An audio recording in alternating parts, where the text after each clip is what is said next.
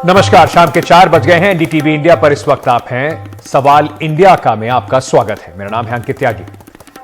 बिहार में शराबबंदी नीतीश कुमार का एक सबसे बड़ा फैसला था जो पिछले कई सालों से विवादों के दौरे पर, विवादों के बीच में जरूर रहा है। नीतीश कुमार ने बीजेपी के साथ भी सरकार चलाई, नीतीश कुमार अब आरजेडी के साथ भी सरकार में है, पर शराबबंदी को लेकर विपक्ष में जब ये पार्टियां रहती हैं तो कुछ और कहती हैं और जब पक्ष में आ जाती हैं तो इनके सुर बदल जाते हैं।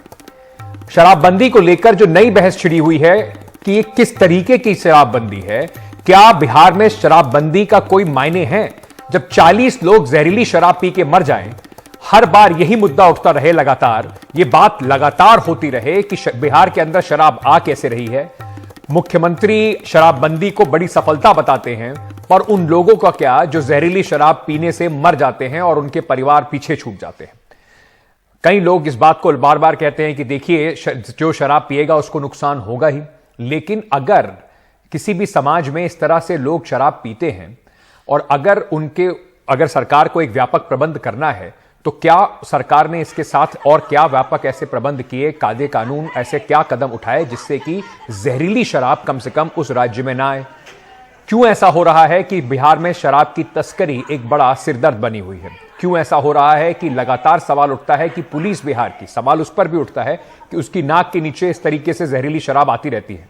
बिहार से हर कुछ दिनों में आपको ऐसे तस्वीरें दिखने को मिल जाएंगी जो छपरा में इस वक्त देखने को मिल रही हैं। परिवार जो हैं वो अब सवाल पूछ रहे हैं, ऐसी कैसी शराबबंदी नीतीश बाबू? आपको सबसे पहले बता देते हैं कि क्या अभी तक ये जो छपरा में घटना हुई है इसमें अभी तक क्या क्या ताज़ा अपडेट है। काफ़ी दुखद है इस तरीके से लोगों को विलाप करते देखना। बिहार में जहरीली शराब से अब तक 40 लोगों की मौत हो चुकी है। बिहार विधानसभा के अंदर और बाहर दोनों तरफ जबरदस्त हंगामा इसको लेकर चल रहा है। बीजेपी विधायकों का हंगामा, नारेबाजी जो है वो जारी है। मुख्यमंत्री नीतीश कुमार के खिलाफ नारे लगाए जा रहे हैं। संसद में भी, दिल्ली में भी ये मुद्दा अब उठा है। लोकसभा में राजीव प्रताप रूडी ने यह मुद्दा उठाया, वहीं सुशील मोदी ने, जो पहले नीतीश कुमार के साथी हुआ करते थे, डेप्यूटी मुख्यमंत्री हुआ करते थे, राज्यसभा में उन्होंने इस पूरे मुद्दे को उठाया। जेडीयू और आरजेडी के सांसदों का हंगामा भी संसद में आज इसी को लेकर हुआ। पर मुख्यमंत्री, सूबे के मुखिया इस पर कह क्या रहे? सूबे के मुखिया ने आज जब वो पहुंचे वो विधानसभा और उनका स्वागत नारेबाजी से हुआ तो उन्होंने कहा कि जो नकली शराब पिएगा वो मरेगा ही। अब आप सोच के देखिए कि मुख्यमंत्री जी ने कितनी बड़े ब्रह्म वाक्य कहे हैं। किसी को जैसे पता नहीं कि नकली शराब पिएगा और मारा ही जाएगा, पर क्या इन लोगों को पता है कि वो उन्हें सीधे सीधे जहर पिलाया जा रहा है? अगर किसी की लत भी है तो क्या सरकार उसे ऐसे मरने के लिए छोड़ देगी? और अगर सरकार ने कोई कायदा कानून, कोई पॉलिसी लाई है तो मुख्यमंत्री जी उस पर क्या कीजिएगा? ये सवाल भी लगातार उठाया जा रहा है। मुख्यमंत्री जी ने यह भी कहा कि लोग खुद ही सचेत रहना चाहिए। कुछ लोगों का क्या कर सकते हैं, कुछ लोग गलती करते हैं। जब शराबबंदी नहीं थी तब भी तो नकली शराब से मौतें होती थी। अन्य राज्यों में भी ऐसी घटनाएं होती रहती हैं। सभी पार्टियों की सहमति से शराबबंदी लागू हुई। बीजेपी इस मुद्दे पर राजनीति कर रही है, यह मुख्यमंत्री नीतीश कुमार का कहना था। अब यह तो मुख्यमंत्री जी की बात रही, लेकिन इससे कुछ सवाल जो हैं वो खड़े होते हैं। वो सवाल क्या है, मैं सबसे पहले आपको वो दिखाऊं, लेकिन उससे पहले बिहार के एक मंत्री साहब हैं। बिहार में जब 40 लोगों की मौत हो गई तो नीतीश कुमार जी के एक मंत्री हैं, उन्होंने इस पर क्या बयान दिया है। ये समीर महासेठ साहब हैं। जरा ये बयान उनका सुन लीजिए और फिर इस पर सवाल भी करेंगे और चर्चा भी करेंगे। हम इतना आग्रह आप लोग से करेंगे कि अगर लोग पीना ही छोड़ दें तो सबसे बढ़िया हो जाएगा, क्योंकि जहर ही आ रहा है। कोई एक नंबर का दारू नहीं आ रहा है बिहार में, सब गलत लोग दे रहे हैं। तो उस पर जितना भी हम बात करेंगे, बिहार के लोग सुसाइड अटेम्प्ट कर रहे हैं। जिसका शरीर का पावर है, स्पोर्ट्स के माध्यम से खूब हम स्ट्रेंथ बना लेते हैं, हम बर्दाश्त कर सकते हैं। लेकिन अब बर्दाश्त करने की क्षमता आप लोग देंगे ना, कि खूब दौड़े, खूब ब्रह्म मुहूर्त में दौड़े, खूब खेले, खूब कूदे, शरीर बनावे, लेकिन इन चीजों को त्याग करे। चूंकि प्रोविजन है, मिल नहीं रहा है, गलत ढंग से लोग बिहार में खेल रहे हैं, इसलिए मेरा आग्रह है कि इन चीजों से बचने की आवश्यकता है। केवल जहर परोसा जा रहा है बिहार में। शरीर मजबूत बना लीजिए, आपकी शारीरिक ताकत कम हो रही है, इस वजह से नकली शराब आप पर असर बहुत ज्यादा कर रही है। मंत्री जी के बयान पर भी करेंगे बात, लेकिन आज कुछ बड़े महत्वपूर्ण सवाल हमें इस पर उठाने हैं। बिहार में शराबबंदी किस तरीके से उसकी पोल खुल गई है, ये जो 40 लोगों की मौत है, ये आपको बताती है। बिहार में जहरीली शराब जो है उससे 40 लोग मारे जा चुके हैं। क्या सिर्फ दिखावे की शराबबंदी रह गई है? बिहार में आप किसी से पूछिए, वो आपको बताएगा कि इतनी आसानी से शराब मिल जाती है। आप फोन कीजिए, दाम बहुत बढ़े हुए हैं। बच्चे वहां पर अपने अपने बैग में शराब रखकर ऐसी कई कारस्तानियां करते हुए पकड़े जाते हैं। क्या फायदा ऐसी शराबबंदी का? और अगर शराबबंदी लागू करनी है तो उसके लिए और क्या किया जाना चाहिए? इसी सवालों पर बात करने के लिए मेरे साथ इस वक्त उपेंद्र चौहान साहब जुड़ रहे हैं, बिहार भाजपा कार्य समिति के सदस्य हैं। हमारे साथ इस वक्त अनुप्रिया जी जुड़ रही हैं, जेडीयू की स्पोक्स पर्सन है। चित्तरंजन गगन साहब हैं, स्पोक्स पर्सन है आरजेडी के। हमारे साथ रमनीश वत्स हैं, पॉलिटिकल एनालिस्ट हैं, वो भी इस वक्त हमारे साथ जुड़ रहे हैं। आप चारों का बहुत बहुत स्वागत सवाल इंडिया का में। मैं सबसे पहले आपसे पूछना चाहता हूं, अनुप्रिया जी, आपने सुना ये सवाल, जवाब मंत्री जी का, आप ही की सरकार में मंत्री हैं। नीतीश कुमार जी कह रहे हैं कि जहरीली शराब पिएंगे तो मरेंगे ही ना, शराब पीने से लोग मरते ही हैं, ये तो सभी को पता है। आपको नहीं लगता कि लगातार इस तरह की जो घटनाएं हो रही हैं, बिहार सरकार को जरूरत है एक बार पुनः विचार करने की?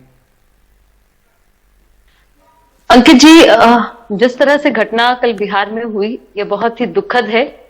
जिन परिवार ने अपने सदस्यों को खोया है उनके प्रति मेरी श्रद्धांजलि है। लेकिन जो बात निकल के आ रही है, शराबबंदी कानून जिस तरह से 2016 में लागू हुआ और इस तरह से बिहार में एक परिदृश्य देखने को मिला कि घर में जो महिलाएं, जिस तरह से उनके घर में जो आर्थिक स्थिति हुआ करती थी, कई ऐसे परिवार है जो गरीब हैं, उन परिवारों में उनके जो पुरुष कमा के पैसा लाते थे, वो पैसा शराब में लुटाते थे, महिलाओं के साथ में अत्याचार होता था। इन सभी चीजों में गिरावट आई है। लेकिन शराबबंदी कानून होने के बावजूद कुछ लोग, असामाजिक तत्व जो बिहार में इन कारोबार में वो शामिल हैं, उनके करतूतों के कारण इस तरह की जहरीली शराब राज्य में मिल रही है। मेरा कहना है कि शराबबंदी या विफल है, इससे हम लोग इसका आकलन नहीं लगा सकते। क्यों? क्योंकि हमारे पास में दो अलग अलग डेटा है। एक डेटा यह है कि हमारे जो बिहार की जनता है या बिहार के जो युवा वर्ग है, जो कई बार हम लोगों ने देखा है कि शराब के नशे में उनका सड़क दुर्घटना हो जाया करती थी, इनमें गिरावट आई है।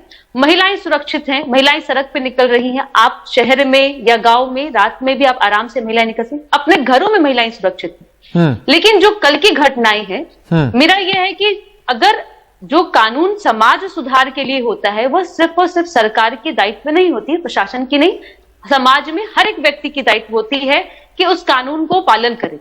अगर हमारे प्रदेश में शराबबंदी है और उसके बावजूद अगर शराब मिल रहा है, इसका अर्थ यह है कि शराबबंदी कानून में यह जितने शराब हो बाहर से आ नहीं पा रहा है। अनुप्रिया जी, लोग जो है इसको मिलके बना रहे हैं, वो एक जहरीली शराब है और उसका सेवन प्रदेश की रोकने की जिम्मेदारी भी सरकार की है। और ऐसे कम से कम मैं आपको कम से कम फहरिस्त गिनवा देता हूं एग्जाम्पल्स की, जहां पर पुलिस वाले इस काम में संलिप्त पाए गए। आप कह रही हैं गरीबों के लिए बहुत मदद हुई है, शायद हुई होगी, लेकिन बिहार के अंदर जो शराब पी रहा है वो महंगी शराब लेकर पी रहा है। मैं चुनाव भी कवर करने गया था, कोई कई दिन बिहार में रुका, सब जगह जाकर महिलाएं भी यही कह रही थी कि इससे अच्छा तो हटा ही दें शराबबंदी, क्योंकि घर में पहले जो आदमी 100 रुपए की शराब पी रहा था वो 500 रुपए की शराब पी रहा है। आपने कहा महिलाओं के खिलाफ जो है जो क्राइम है वो कम हो गया है। मैं आपको एनसीआरबी का 2021 का डेटा पढ़ के बताता हूं। बिहार का 16.8% राइज हुआ है बिहार के अंदर 2020 से 2021 के बीच में महिलाओं के खिलाफ जो कानून अपराध हैं उनमें जो दर्ज हुए हैं बिहार के अंदर। तो कैसे मान लें कि इन सब पैमानों पर बिहार की शराबबंदी जो है वो बिल्कुल सफल रही है? अंकित जी, एनसीआरबी का आपने जिक्र किया, मैं उनका ही रिपोर्ट मैं आपको एक बार बता दूं कि जिस तरह से जो घटनाएं, जहरीली शराब की घटनाएं हैं, 2017 में हमारे बिहार में यह लागू हुई। 2017 से 2020 की अगर मैं एनसीआरबी की मैं रिपोर्ट को मैं आपको बताऊं कि देश में जिस तरह की नकली शराब की जो सेवन की जो मामला आई है वो 2017 का है 1447 जो है, और इसमें मौतें 1510 हुई हैं, जिसमें सबसे ज्यादा मौतें कर्नाटक में हुई हैं। उसके बाद मध्य प्रदेश में 216, आंध्र प्रदेश में 183। डेटा बहुत सारे हैं। अब 2020 की मैं बात कर लूं कि इंसिडेंट जो ये इस तरह के एनसीबी की आप डेटा की बात कर रहे हैं, सबसे ज्यादा मौतें 214 जो है वो एमपी में हुई है। नहीं तो गिरावट हुई है, बिल्कुल गिरावट हुई होगी, लेकिन आप क्या ये आंकड़े, वो जो 40 लोग मारे गए उनके परिवार, उनको सांत्वना दे देंगे? सरकार ये कह के अपने पीछे छुड़ा लेगी कि बाकी राज्यों में ज्यादा लोग मर रहे हैं? अंकित जी, जब समाज के सुधार की, बदलाव की जब बात होती है, कई ऐसे कानून हमारे भारत में हैं, दहेज प्रथा के खिलाफ, महिलाओं SC/ST एक्ट लागू, लेकिन क्या कोई भी सरकार, कोई भी 100% गारंटी नहीं ले सकती कि यह बंद हो सकता है? कई कानून होने के बावजूद गारंटी नहीं ली जा सकती इसकी। उपेंद्र चौहान जी, कानून है, सरकार कोशिश कर रही है, कह रहे हैं रिजल्ट भी आ रहे हैं, अब इस तरह की घटनाएं तो होती रहती है। मुख्यमंत्री जी तो ये कह रहे थे, आप भी सर्वसम्मति से इस लॉ को पास कराने में भारतीय जनता पार्टी भी साथ में थी, क्योंकि आज आप ऑपोजिशन में हैं, इसलिए आप इतना हो हल्ला मचा रहे हैं। देखिए अंकित जी, बिहार में शराब का धंधा एक उद्योग का रूप ले चुका है और इस उद्योग में सत्ताधारी दल के लोग मशगूल हैं, पूरी तरह कंठ तक शामिल हैं और उन्हीं के कारण शराब बाहर से आती है वह भी नहीं रुक पा रही है, जो यहाँ बनाई जाती है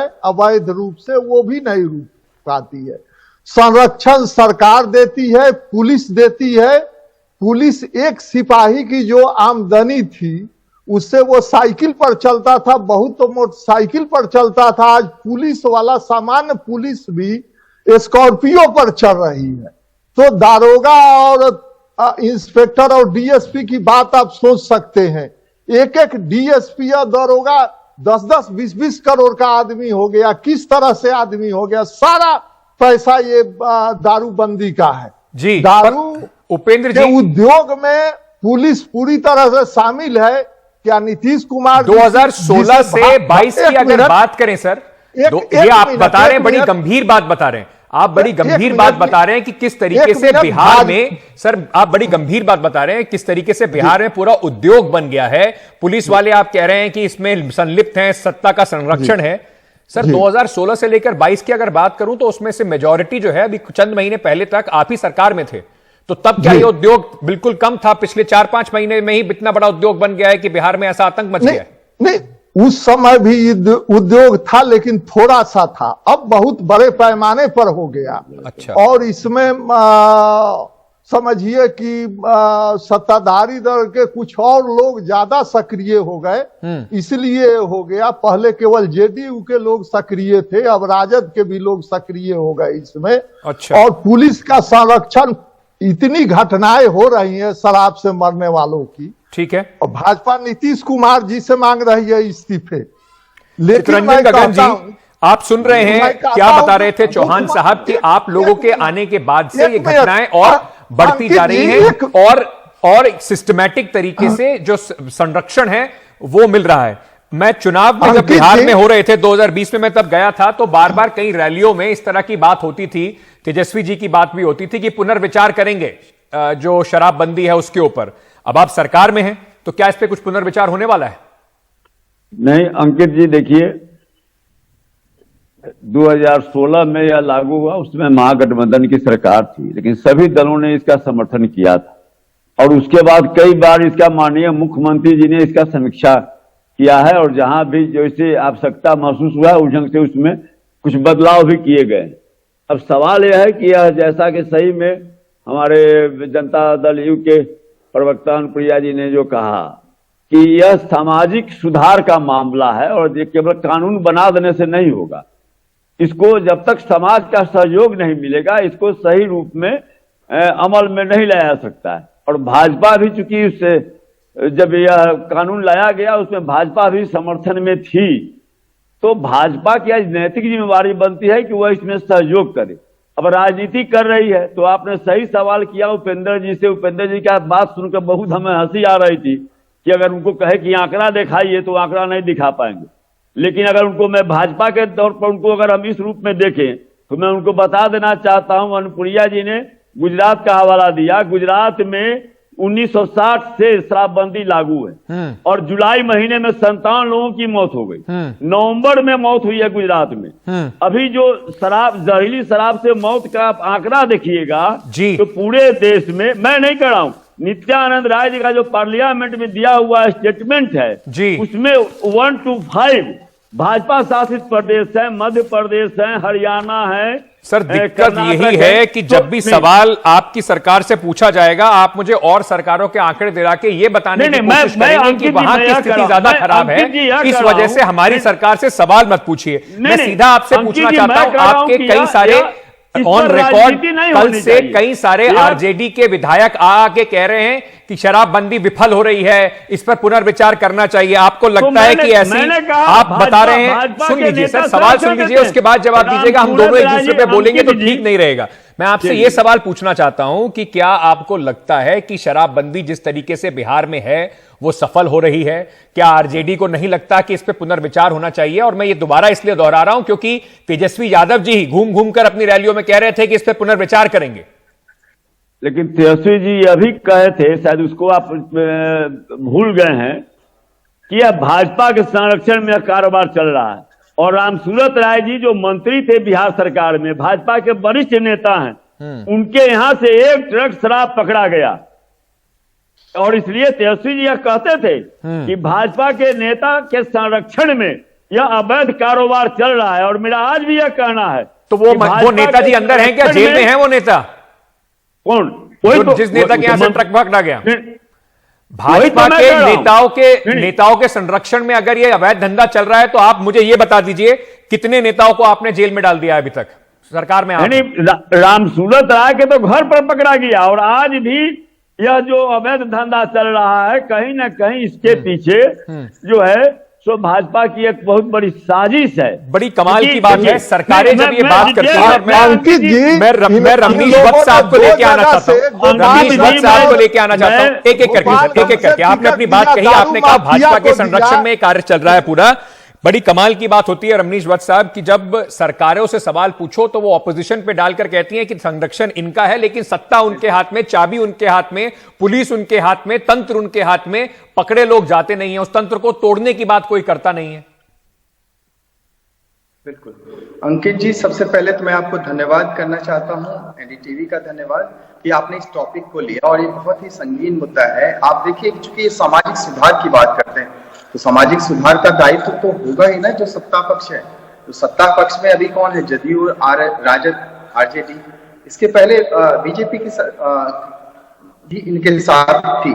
लेकिन मैं ये नहीं कहूंगा कि बीजेपी इसमें का इन्वॉल्वमेंट नहीं होता है। देखिए, सामाजिक सुधार में तो पक्ष और विपक्ष सबको साथ में लेना पड़ेगा, क्योंकि जनता की से जुड़ा हुआ मुद्दा है। आप देखिए, कुछ दिन, एक महीने पहले आपने देखा कि पटना हाईकोर्ट ने फटकार लगाई थी। पटना हाईकोर्ट की फटकार क्या थी? शराबबंदी पूरी तरह से विफल रहा है बिहार में, और युवा पीढ़ी जो है खासकर वो बर्बाद हो रहा है।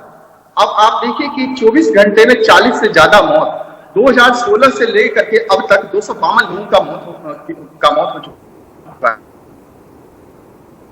थोड़ा आपके ऑडियो में कुछ समस्या है सर, उस लाइन को थोड़ा सुधार करके मैं दोबारा आपके पास आता हूं। पर अनुप्रिया जी, जैसे कि आप मुझे कुछ आंकड़े बता रही थी, मैं आपको 21 और 22 के कुछ घटनाएं आपको याद दिलाना चाहता हूं। मुजफ्फरनगर के बेतिया में 8 लोगों की मौत हुई 5 नवंबर 2021 को। 5 नवंबर को ही गोपालगंज में 16 लोगों की मौत होती है। 21 मार्च 2022 को 3 जिलों में जहरीली शराब से 37 लोगों की मौत होती है। 21 मार्च को ही भागलपुर में 22, बांका में 12, मधेपुर में 3, यही 37 लोगों की मैं बात कर रहा था। छपरा में 9 तारीख को 5 अगस्त को 2022 में 9 लोगों की मौत होती है।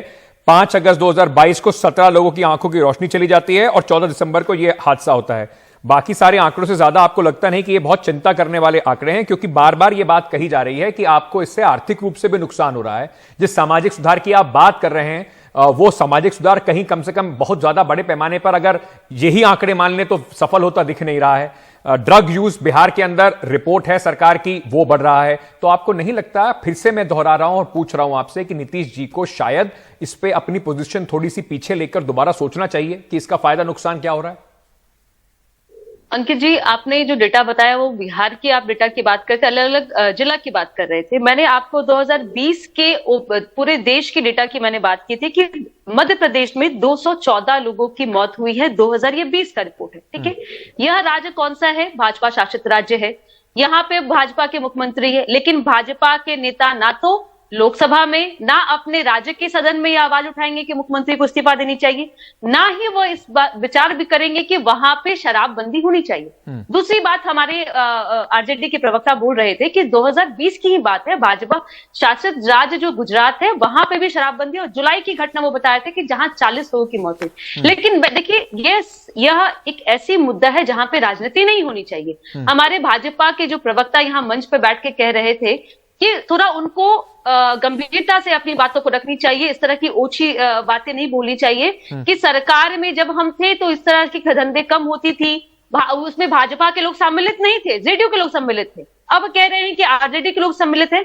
इन घटनाओं पे पहली बात तो राजनीति नहीं होनी चाहिए और जिम्मेदारी ये सबकी होनी चाहिए। प्रदेश में अगर कानून लागू है और उस पर कानून लागू है तो जनता के बीच में एक मैसेज देना चाहिए कि आपके प्रदेश में अगर शराबबंदी है तो शराबबंदी कानून पे जागरूकता जो है सबका। किसकी जिम्मेदारी है मैडम वो?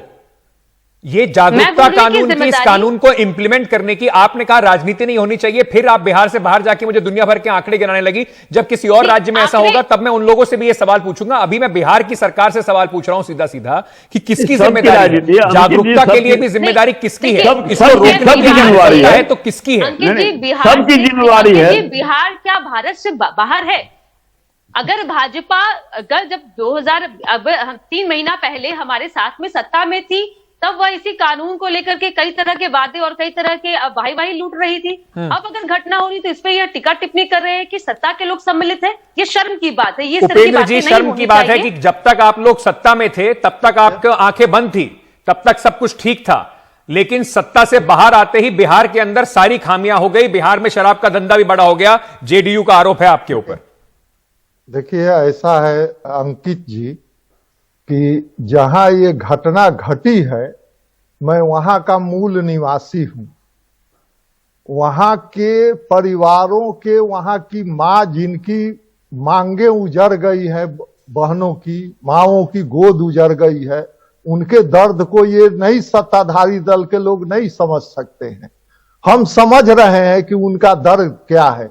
इसी दर्द को देखते हुए बीजेपी ने मुख्यमंत्री नीतीश कुमार से इस्तीफे की मांग की है। उनमें थोड़ी सी भी नैतिकता बची होती तो अपने इस्तीफा नहीं देके कम से कम। पर उपेंद्र जी, मान लीजिए मुख्यमंत्री जी इस्तीफा दे दें, उसके बाद शराबबंदी सफल हो जाएगी क्या गुजरात में? अब क्या उसके बाद बिहार में शराबबंदी सफल हो जाएगी? दूसरा आएगा, ये कानून पूरी तरह फेल कर चुका है नीतीश कुमार का। ये कानून पूरी तरह शराबबंदी है, बढ़िया है और जिद फेल कर चुकी है। कानून फेल कर चुका है, पर 3 महीने पहले तक आपको शायद नहीं महसूस हुआ कि कानून फेल कर चुका है। समय मेरे पास बिल्कुल खत्म हो गया है। मैं आरजेडी के जो हमारे साथी हैं, मैं गगन जी आपके पास आना चाहता हूं। कानून फेल कर गया है ऐसा बीजेपी भी मानती है, आप भी इस तरह के, आपके नेता भी बातें करते आए हैं। आपको नहीं लगता कि कानून पूरी तरह से विफल अगर है तो ऐसे कानून का क्या फायदा है? नहीं, अंकित जी, मैंने पहले कहा कि इसमें सब लोगों का सहयोग चाहिए। और उपेंद्र जी जो कह रहे थे, या तो इतने शर्म की बात है कि इनके यहाँ यह घटना घटी तो ये कर क्या रहे थे? इन्होंने क्यों नहीं लोगों को जागरूक किया कि शराबबंदी लागू है, शराब नहीं पियो, गलत शराब नहीं पियो?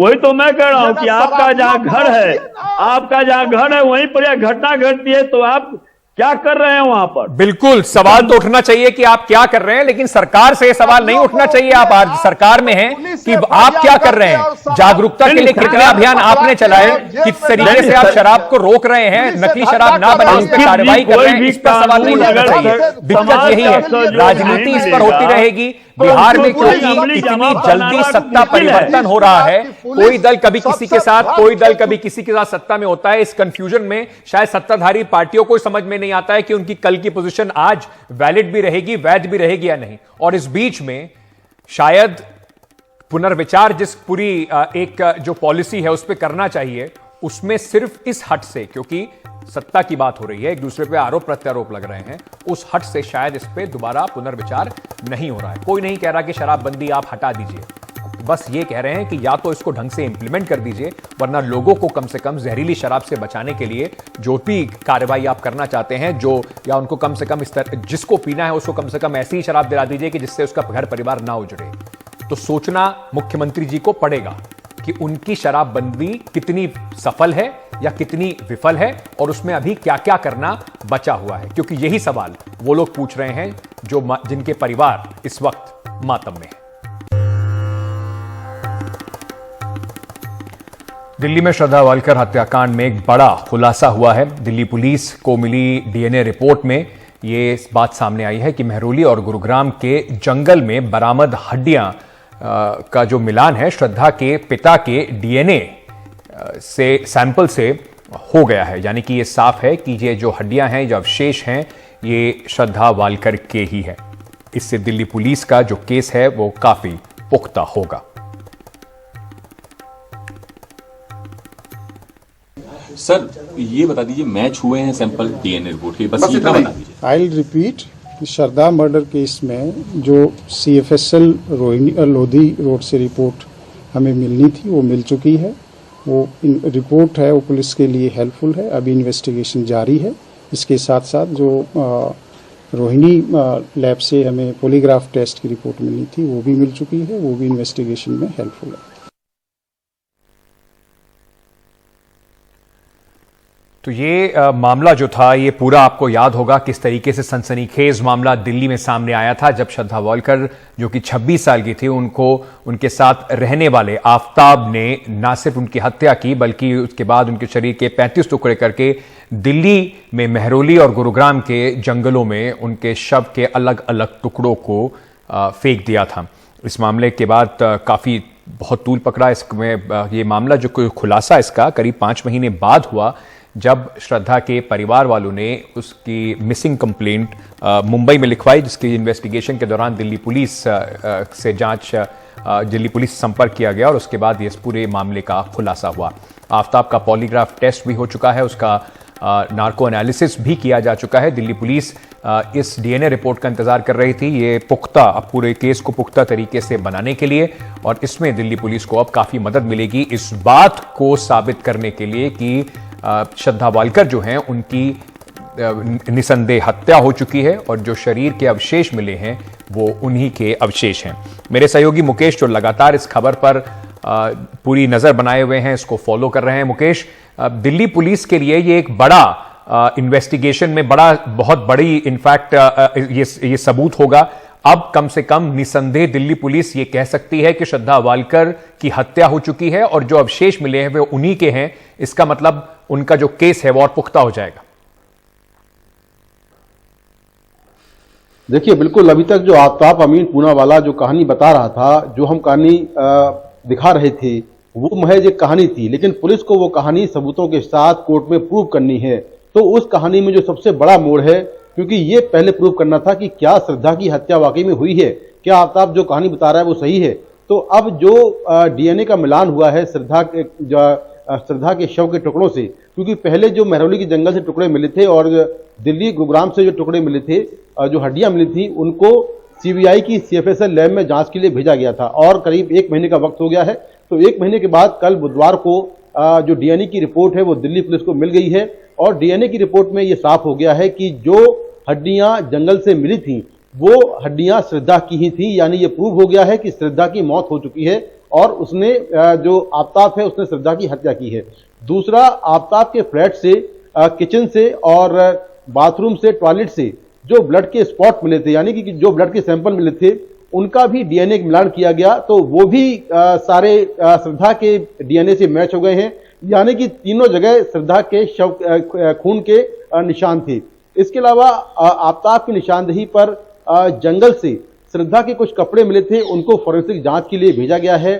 श्रद्धा के जो शव के पार्ट्स हैं उनका पोस्टमार्टम एग्जामिनेशन होगा और उसके लिए जो शव के टुकड़े हैं वो दिल्ली पुलिस एम्स भेजेगी। वहां पर जो दिल्ली पुलिस के डाउट हैं वो डॉक्टरों से पूछेंगे, सवाल पूछेंगे। तो इस तरह से काफी अहम कड़ी इस केस में जो थी वो ये थी कि ये प्रूव करना कि श्रद्धा की हत्या हुई है कि नहीं हुई है।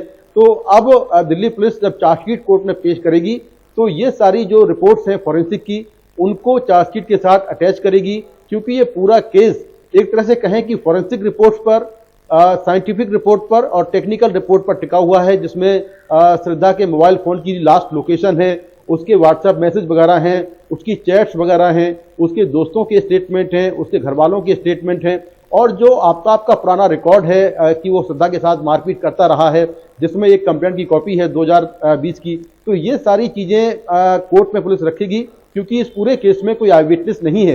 ऐसे में सर्कमस्टेंशियल एविडेंस इस केस में काफी अहम होंगे और दिल्ली पुलिस उसी को लेकर अपनी जांच को आगे बढ़ाएगी। बहुत बहुत शुक्रिया मुकेश हमारे साथ जुड़ने के लिए। चलिए अब बात करते हैं दिल्ली के द्वारका में स्कूली छात्रा के ऊपर तेजाब फेंकने के मामले में दिल्ली पुलिस ने फ्लिपकार्ट को नोटिस भेजा है, भेजने की तैयारी में है। दिल्ली पुलिस का यह मानना है कि वो फ्लिपकार्ट से यह समझना चाहती है कि आरोपियों ने, जो कि दिल्ली पुलिस के मुताबिक सचिन अरोड़ा है, उसने तेजाब जो है खरीदा, जो है फ्लिपकार्ट से खरीदा है, तो क्या फ्लिपकार्ट पर तेजाब बेचने की जो गाइडलाइंस हैं उसको फॉलो किया गया था। सचिन ने ऑनलाइन तेजाब खरीदा था।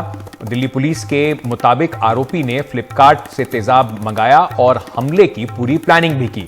आरोपी वीरेंद्र और मुख्य आरोपी सचिन का मोबाइल, उनकी स्कूटी और दूसरा जो आरोपी है उसकी भी लोकेशन पुलिस ने उनके फोन से बिल्कुल वहां पर स्थापित की है, जिससे सचिन की लोकेशन घटना वाली जगह पर ही सामने आई है।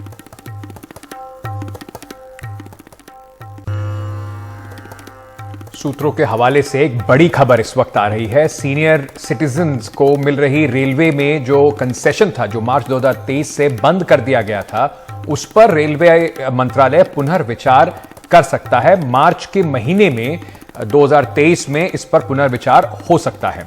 रेलवे पहले करीब 50% तक रियायत बुजुर्गों को देता था। हमारे सहयोगी हिमांशु शेखर इस वक्त हमारे साथ जुड़ रहे हैं। हिमांशु जी, ये बड़ी राहत की खबर होगी। काफी सारे लोग लगातार ये बात पूछ रहे थे कि रेलवे ने पहले कहा था कि घाटा हो रहा है कोविड के कारण, अब कोविड का दौर भी चला गया, रिस्ट्रिक्शन भी चले गए, लेकिन उनकी जो रियायतें थी वो वापस नहीं लौट रही।